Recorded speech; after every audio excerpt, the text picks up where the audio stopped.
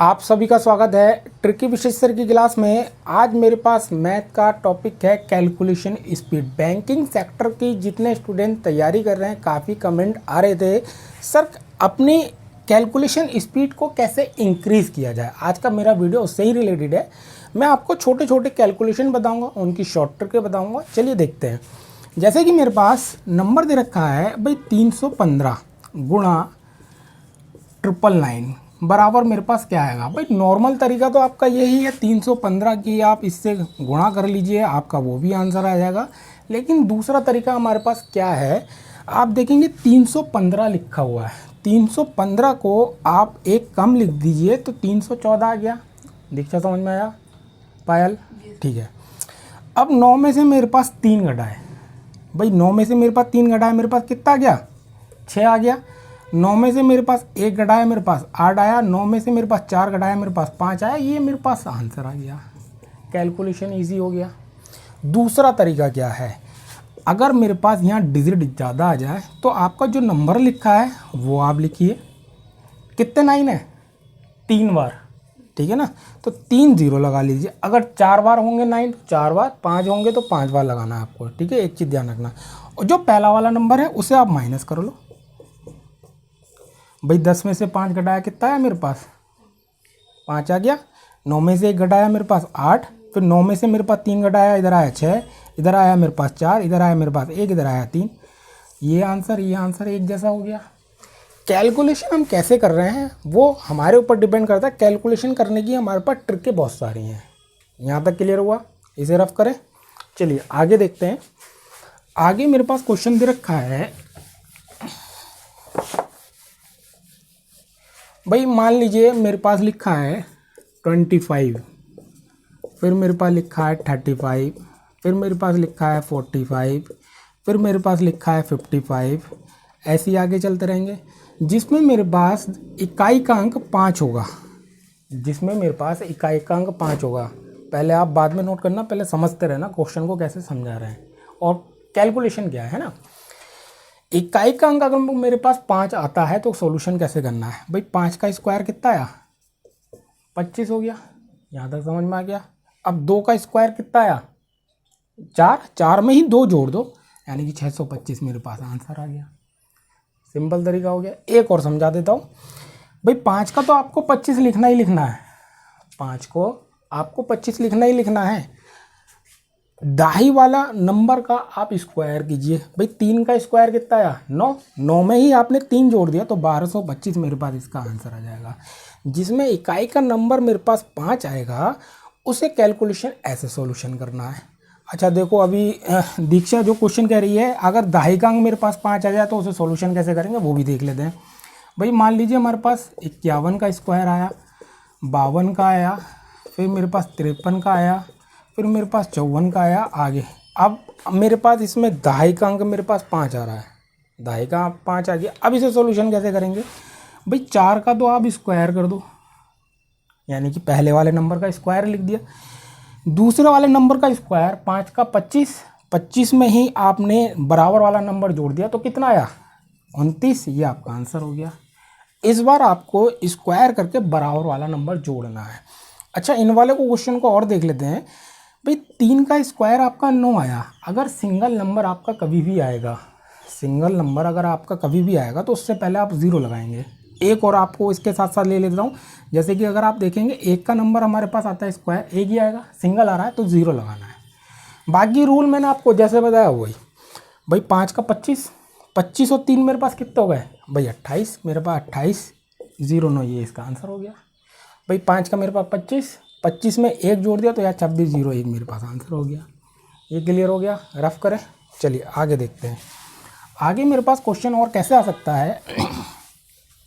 भाई मान लीजिए मेरे पास 125 का स्क्वायर है। अब 3 डिजिट में आ गई। स्क्वायर का मतलब आपको क्या है भैया?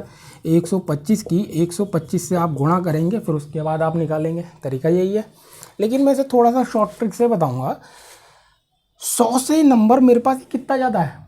25 ज़्यादा है। उसे आपने लिखा और जोड़ दिया, कितना हो गया? यहाँ तक क्लियर हो गया। अब 25 का स्क्वायर आपका निकालने का तरीका मैंने आपको बताया था। 5 का तो 25 ले लो, 2 का स्क्वायर 4, 4 में ही 2 जोड़ दिया तो मेरे पास 625 हो गया। ये भी समझ में आ गया भाई। 5 का तो मैंने 25 लिख ही दिया, 2 का मेरे पास 4, 4 में 2 जोड़ा 625 हो गया। यहाँ भी समझ में आ गया। अब जो मेरे पास नंबर है 25 को आप छोड़ दीजिए ऐसे ही। यहाँ नंबर क्या बचा, ये 6। इसी नंबर को आप नीचे रखिए और इसे आप जोड़ लीजिए तो ये कितना आया, 156 बचा गया मेरे पास। भाई 25 को आप इसके बराबर फेंक दो, ये इसका आंसर आ जाएगा। अच्छा एक और ले लेते हैं, इसे रफ करते हैं, एक और ले लेते हैं, आपको समझ में आ जाएगा। मैं यहाँ ले लूँ क्वेश्चन को, चलिए एक और ले लेते हैं। जैसे कि मान लीजिए 135 ले लीजिए, 135 ले लिया। 100 से ज़्यादा कितना है, 35। भाई मैंने लिखा और जोड़ दिया, मेरे पास कितना आया, 170। यहाँ क्लियर हो गया।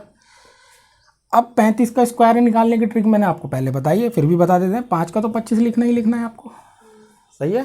अब 3 का कितना आया, 9, 9 में 3 जोड़ दिया कितना आया, 1225। मैंने आपको बताया 25 आपको छोड़ना ही छोड़ना है। जो 12 नंबर आया वो आप इसके नीचे रखें और जोड़ दीजिए। जोड़ने के बाद हमारे पास 182 आया।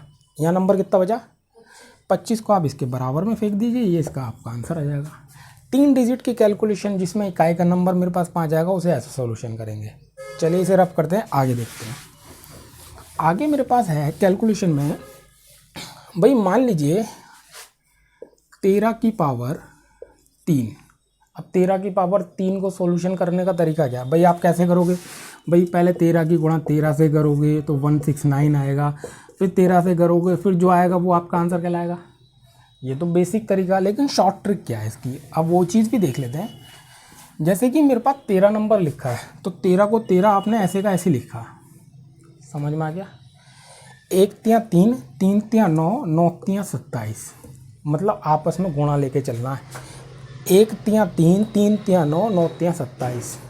जो बीच के नंबर हैं उनका डबल, 3 का डबल कितना आया 6, 9 का डबल कितना आया 18, इन्हें आप जोड़ लो। अब भाई 27 का 7, हाथ से लगे 2, 18 2 20 और 9 29 का 9, हाथ से लगे 2। यहाँ आपको इकाई का ही नंबर रखना है। फिर 6 3 9, 9 2 11 का 1, हाथ से लगा 1, 21 97 मेरे पास इसका आंसर आ जाएगा। ठीक है, एक और समझ लेते हैं। मेरे पास 13, मैं 14 का ले लेता हूँ, इसे रफ करें। मैं 14 का ले लेता हूँ ताकि आपको समझ में आ जाए। जैसे कि मान लीजिए भाई मैंने 14 की पावर 3 ले लिया, 14 की पावर 3 ले लिया। भाई 14 का 14 मैंने ऐसे का ऐसे ही लिखा, 1 चौक 4, 4 चौक 16, 16 चौक का 64। आपस में गुणा करते हुए लेके चलना। एक चीज़ ध्यान रखेंगे, चाहे आप 15 का निकालो, 16 का निकालो, 17 का निकालो, जब आप करोगे कैलकुलेशन तो आपकी कैलकुलेशन थोड़ी थोड़ी इंक्रीज होती जाएगी, है ना। मैंने आपको बताया बीच वाले नंबरों का डबल करना है। भाई 4 का डबल कितना आया 8, 16 का डबल कितना आया 32। अब इसे आप जोड़ लो। भाई 64 का मेरे पास आया 4, इधर आएगा मेरे पास 6। यहाँ एक ही नंबर रखना, एक चीज़ ध्यान रखना, गलत नहीं कर देना पीछे। अब 6 6 12, 12 और 2 14 का 4, हाथ से लगा 1। भाई 3 4 और 1 5, 5 में यहाँ नहीं, 5 में यहाँ लूँगा हासिल में, है ना। 8 4 12, 12 और 5 17 का 7, हाथ से लगा 1, यानी कि 27 44 आपका जो है वो आपका आंसर हो गया। आप आगे के भी ऐसे ही निकालना। अगर आपका गलत होता है तो आप लोग मुझे कमेंट सेक्शन में नीचे बता देना, या आपको दिक्कत आए तो आप मुझसे पूछ लेना। यहाँ तक क्लियर है। चलिए इस तरह रफ करें। अब अगला देखते हैं।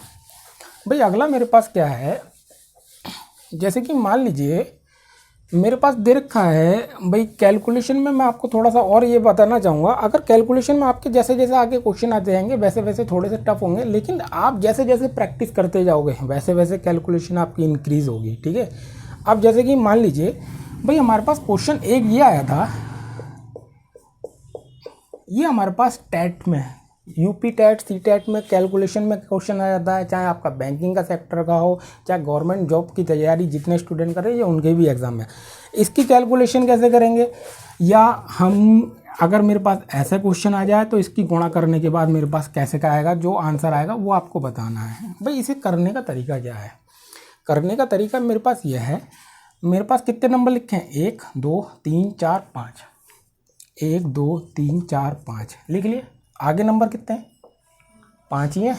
एक नंबर कम कर दो, कितने बचे, तो अब इसे उल्टा लिख दो, 4 3 2 1, ये इसका आंसर हो गया। ठीक, इसे भी ले लेते हैं। 1 2 3 लिखा है, 1 2 3, एक कम कर दो तो 2 1 लिख दो, ये हमारा इसका आंसर हो गया। सिंपल तरीका हो गया। कैलकुलेशन स्पीड आपकी तभी इंक्रीज हो सकती है जब आप डेली इसकी प्रैक्टिस करें, ठीक है, इसे रफ करें। चलिए आगे देखते हैं। आगे मेरे पास देखते हैं क्वेश्चन हमारे पास जो है भाई, ये तो हमारे पास सिंपल आ गया। 2 डिजिट की भी देख लेते हैं। 2 डिजिट में मैंने आपको कुछ बताई हैं, लेकिन 2 डिजिट की फिर भी देख लेते हैं। जैसे कि मेरे पास आया 75 गुणा मेरे पास ले लीजिए 35, ठीक है। अब मेरे पास डिजिट चेंज हो रही है, या और कोई नंबर ले लीजिए भाई, मान लीजिए 65, कोई सा भी नंबर ले लीजिए, वो आपके ऊपर डिपेंड करता है। भाई ये मेरे पास आया, इसकी गुणा इससे करिए तो मेरे पास कितना आया 7 छंग 42। भाई मेरे पास 5 पंजे 25। अब इसकी गुणा मेरे पास इससे करेंगे तो मेरे पास कितना आया भाई 42। फिर मेरे पास आया इसकी गुणा इससे करेंगे, 5 छंग मेरे पास 30 और 7 पंजे मेरे पास 35। इसे आप जोड़ दीजिए। जोड़ने के बाद मेरे पास जो आ रहा है वो 65 आ रहा है, वो इसके यहाँ जोड़ दीजिए। इधर आया मेरे पास 5 5 2 7, फिर 6 2 8, इधर आया मेरे पास 4। ये मेरे पास आंसर आ जाएगा। वरना इसे तरीका क्या है भाई, आप कैलकुलेशन अगर आप ऐसे भी करते हैं भाई, 5 पंजे 25, इधर आया 2, 7 पंजे 35, 2 37, गुणा 6 पंजे 30, इधर आया 3, 7 छंग 42, 42 और 3 मेरे पास आ गया 45। अगर आप देखेंगे तब भी हमारे पास आंसर क्या आ रहा है, तब भी यही आ रहा है। लेकिन ये थोड़ा सा लॉन्ग प्रोसेस हो जाता है। 2 डिजिट में कैलकुलेशन मेरे पास ये है। कैलकुलेशन स्पीड आपकी तभी इंक्रीज हो सकती है जब आप इसकी डेली प्रैक्टिस करें। इतना आपको क्लियर है? पीछे सबको क्लियर है? ठीक है। आपको करना क्या है, जो मैंने आपको कैलकुलेशन स्पीड बताई है या समझाई, उसकी आप प्रैक्टिस कीजिएगा। ये मैं पार्ट 1 बना रहा हूँ, कैलकुलेशन स्पीड का आप पार्ट 1 बना रहा हूँ। आपको आगे वीडियो में मैं आपको 3 डिजिट की, 4 डिजिट की, 5 डिजिट की, या बैंकिंग के सेक्टर में जो सिंप्लीफिकेशन के क्वेश्चन आते हैं उसकी भी आपको शॉर्ट ट्रिक बना के वीडियो अपलोड करूँगा। अगर आपको कैलकुलेशन स्पीड पर आधारित मेरा वीडियो आपको अगर पसंद आया हो या कैलकुलेशन अच्छी लगी हो, प्लीज़ लाइक कीजिए, शेयर कीजिए और सब्सक्राइब करना ना भूलें।